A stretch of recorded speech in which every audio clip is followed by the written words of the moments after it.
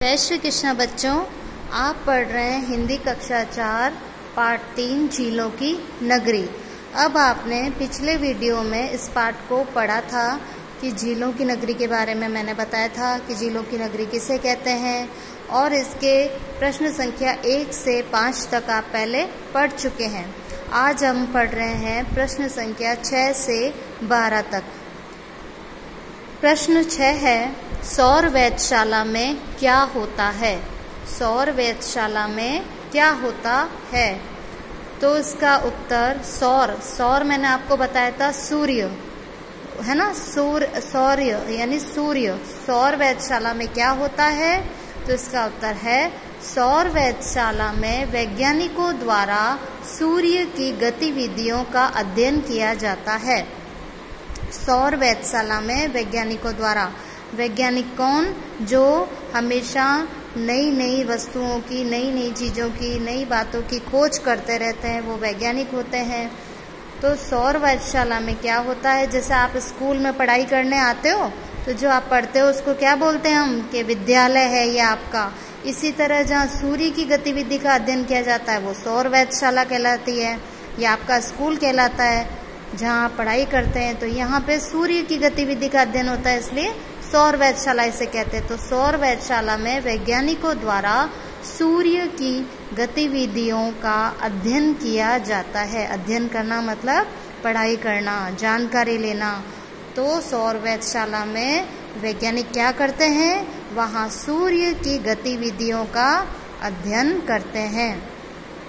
प्रश्न संख्या 7, मोती मगरी परिसर में किन किन की प्रतिमाएं हैं?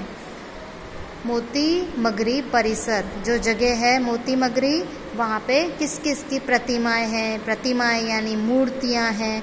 किस किस की वहाँ मूर्तियां हैं? तो मोती मगरी परिसर में चेतक पर सवार महाराणा प्रताप, हकीम खां सूरी, भामाशाह, बीलू राणा, पूंजा, मन्ना और झाला की प्रतिमाएं हैं।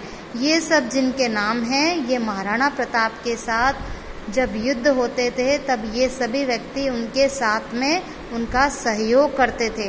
तो ये उनके सब सहयोगी हैं। तो वहाँ पे जो महाराणा प्रताप का घोड़े का क्या नाम है? चेतक।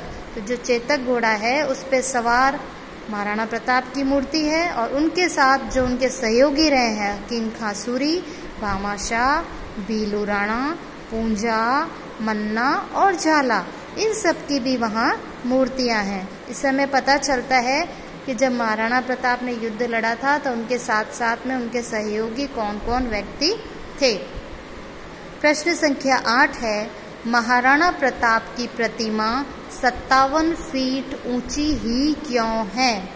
तो महाराणा प्रताप का 57 वर्ष की आयु में स्वर्गवास होने की याद दिलाने के लिए यह प्रतिमा 57 फीट ऊंची ही है। महाराणा प्रताप की ये प्रश्न पूछा गया कि महाराणा प्रताप की जो प्रतिमा बनी है, जो मूर्ति बनी है, वो 57 फीट ऊंची ही क्यों है? वो 60 भी हो सकती थी, वो 70 फीट भी हो सकती थी, है ना, लेकिन वो 57 फीट ऊंची ही क्यों है? ये सवाल है। तो इसका उत्तर यह है कि महाराणा प्रताप का 57 वर्ष की आयु में, आयु मीन्स उम्र, जब वो 57 वर्ष के थे तब उनके 57 वर्ष की आयु में उनका स्वर्गवास हो गया, यानी उनका निधन हो गया, उनकी मृत्यु हो गई। वो मर गए थे। कब? 57 वर्ष की उम्र में उनकी मृत्यु हो गई थी। तो उनकी याद दिलाने के लिए, हम हमेशा उनको याद रखें, उनकी याद दिलाने के लिए यह प्रतिमा 57 फीट ऊंची ही है, ताकि हमें याद रहे कि 57 वर्ष की उम्र में महाराणा प्रताप का निधन हो गया था। इसलिए यह प्रतिमा 57 फीट ऊंची ही बनाई गई है। प्रश्न संख्या 9 है, शिल्पग्राम में क्या क्या होता है? तो शिल्पग्राम में लोक कलाओं के विकास के लिए कई कार्यक्रम आयोजित किए जाते हैं, और दिसंबर में आयोजित मेले में लोक कलाकार अपनी कलाओं का प्रदर्शन करते हैं। शिल्पग्राम, ग्राम यानी गांव, छोटा सा गांव, शिल्पग्राम।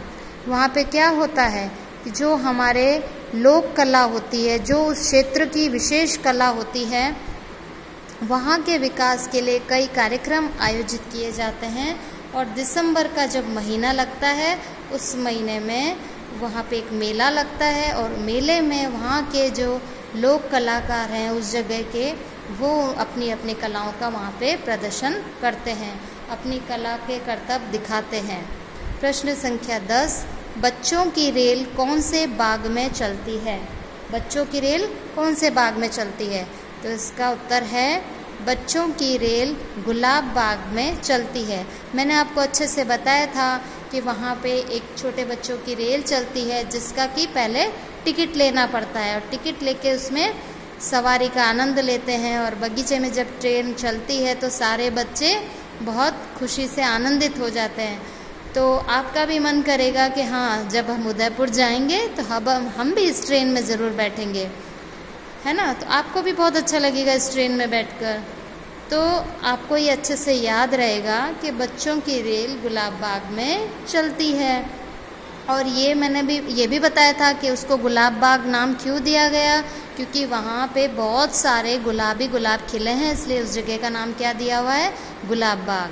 प्रश्न संख्या 11 है, कठपुतलियों के करतब कहाँ दिखाए जाते हैं? कठपुतली आपको मैंने अच्छे से बताया था कि लकड़ी की बनी होती है, उस पर रंग किया होता है, उसको सुंदर सुंदर कपड़े पहनाए जाते हैं। तो कठपुतली में कोई लड़का होती है, कोई लड़की होती है, कोई पिता है, कोई माँ है, कोई दादा दादी हैं, या अच्छे अच्छे उनको वस्त्र पहना के फिर एक कोई करतब किया जाता है, कोई नाटक खेला जाता है या उनका नृत्य करवाया जाता है, वो डांस करती हैं कठपुतलियाँ। तो कठपुतली के करतब कहाँ दिखाए जाते हैं? भारतीय लोक कला मंडल में कठपुतलियों के करतब दिखाए जाते हैं। उदयपुर का जो भारतीय लोक कला मंडल है वहाँ पर ये कठपुतली के करतब दिखाए जाते हैं। प्रश्न संख्या 12 है, झीलों के बीच में कौन कौन से दर्शनीय स्थल बने हुए हैं? ये भी आपको पता है कि उदयपुर में खूब सारी झीलें हैं, इसलिए उदयपुर को झीलों की नगरी कहा जाता है। तो जो वहाँ की झीलें हैं उनके बीच में कौन कौन से दर्शनीय स्थल बने हुए हैं? दर्शनीय स्थल वो होते हैं जो कि देखने लायक होते हैं, जो कि वहाँ के लोग या हम लोग वहाँ पे घूमने जाते हैं, पर्यटक वहाँ पे देखते हैं। तो वो दर्शनीय स्थल बने हुए हैं, कौन कौन से हैं? तो नेहरू उद्यान, जग निवास, जग मंदिर तथा एक सौर वेधशाला झीलों के बीच बने हुए दर्शनीय स्थल है। जब वहाँ पे व्यक्ति घूमने जाते हैं, हम लोग घूमने जाते हैं, तो वहाँ पे जो झील है उस झील के बीच में, पानी के बीच में कौन कौन सी जगह बनी है? नेहरू उद्यान है, वो भी पानी के बीच में है। जग निवास और जग मंदिर नाम के 2 महल बने हुए हैं सुंदर सुंदर, ये महल भी पानी के बीच में है, उस झील के अंदर बीच में बने हुए हैं। और एक सौर वेधशाला, जो कि आपको अभी मैंने पढ़ाया था कि सौर वेधशाला में क्या होता है, सूर्य की गतिविधि का अध्ययन। तो वो सौर वेधशाला भी कहाँ बनी हुई है? झील के बीच में। तो ये सब दर्शनीय स्थल है। जब भी हम जाएंगे तो हम वहाँ पे ज़रूर देखेंगे कि झील के बीच में कितना सुंदर लगता है कि चारों ओर पानी पानी है और उसके बीच में कोई बगीचा बना हुआ है, उद्यान यानी बगीचा।